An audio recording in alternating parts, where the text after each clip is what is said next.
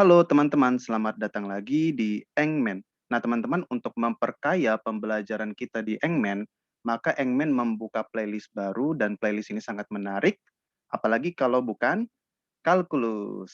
Oke teman-teman, kalkulus ini sangatlah penting karena kalkulus ini bisa kita pandang sebagai alat untuk mensupport kita dalam melakukan analisis baik saintifik maupun engineering. Oke teman-teman, nah topik pertama kita dalam kalkulus ini adalah kita akan membahas mengenai limit. Oke teman-teman, tapi tunggu dulu. Jadi approach kita dalam pembelajaran dalam playlist ini, kita tidak akan membahas teorema kalkulus satu persatu secara mendetail, tapi kita akan langsung membahas berbagai macam persoalan dalam kalkulus, dan along the way, kita akan mengaplikasikan dan memperkenalkan masing-masing teorema kalkulus yang akan kita pakai untuk memecahkan problem yang ada di hadapan kita. Oke teman-teman, langsung saja. Nah, kita awali dulu dengan teorema kalkulus. Teman-teman dapat dilihat di sini ada beberapa teorema yang sangat penting dalam limit. Ada 9 poin di sini, silakan teman-teman lihat. Oke, kita tidak akan berlama-lama di sini, karena kita akan langsung memecahkan problem yang ada di hadapan kita. Oke, jadi kasusnya adalah seperti ini.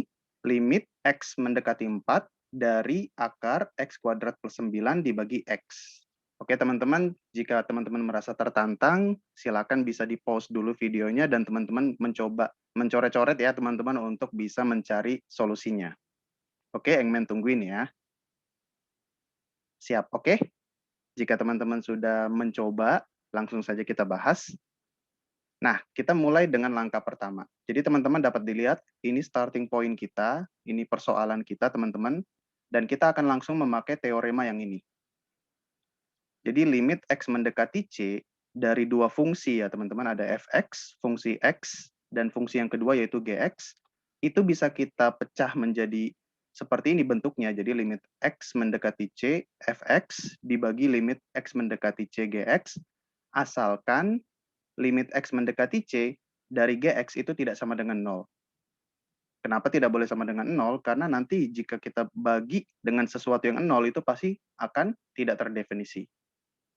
Oke teman-teman, jadi kita akan pakai teorema yang ini dan alhasil adalah seperti ini teman-teman. Oke, limitnya masuk ke atas maupun ke bawah. Jadi limit X mendekati 4 dari fungsi yang pertama dan limit X mendekati 4 dari fungsi yang kedua. Nah, fungsi yang kedua ini hanyalah X ya, teman-teman. Sementara fungsi yang pertama adalah akar dari X kuadrat plus 9. Oke, kemudian kita akan berangkat dari sini, dan kita akan aplikasikan dua teorema di tahap ini ya, teman-teman. Teorema pertama adalah ini. Limit X mendekati C dari akar N dari Fx.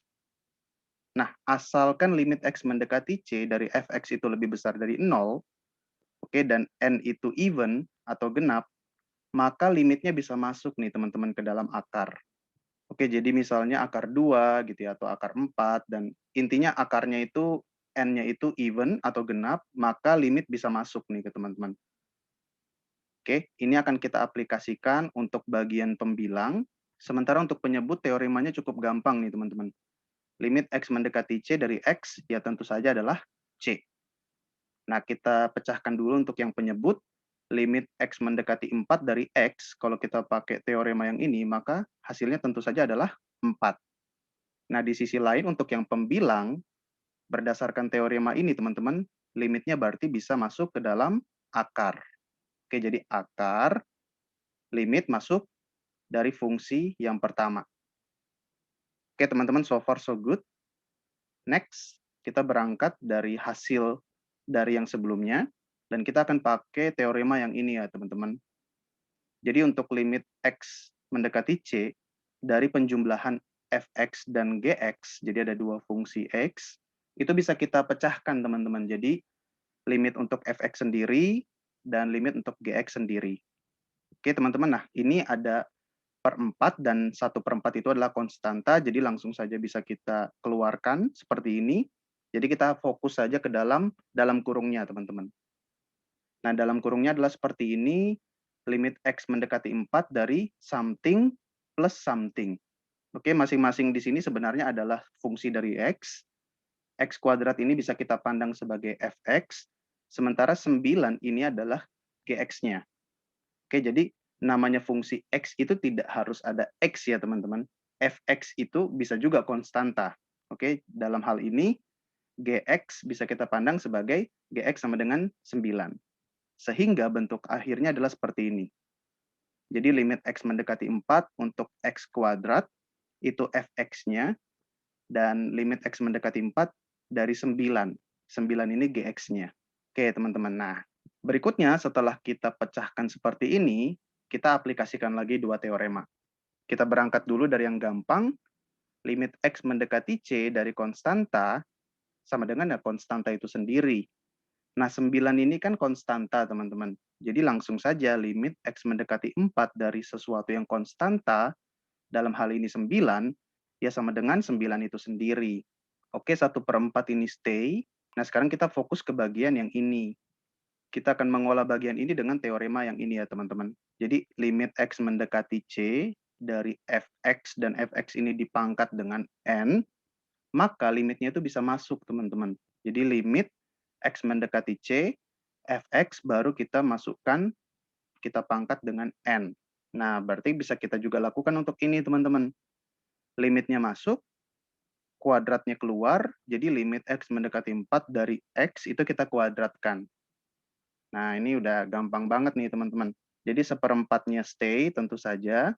9 juga stay. Jadi kita tinggal solve yang bagian ini aja, teman-teman. Nah, tadi kita sudah lihat nih, teorema yang ini ya, teman-teman. Limit x mendekati c dari x, ya itu adalah c. Jadi limit x mendekati 4 dari x, itu adalah 4. Kemudian ya 4-nya tinggal dikuadratkan, jadi 1/4 dikali akar 4 kuadrat plus 9. 4 kuadrat itu 16, 16 plus 9 itu 25. Jadi akar 25 dibagi 4, which is 5/4. Oke teman-teman, menarik banget kan pembahasan mengenai limit ini. Semoga videonya bermanfaat dan next time kita akan main-main lagi dengan kalkulus. So keep up the spirit dan sampai ketemu lagi dalam pembelajaran-pembelajaran berikutnya. Thank you.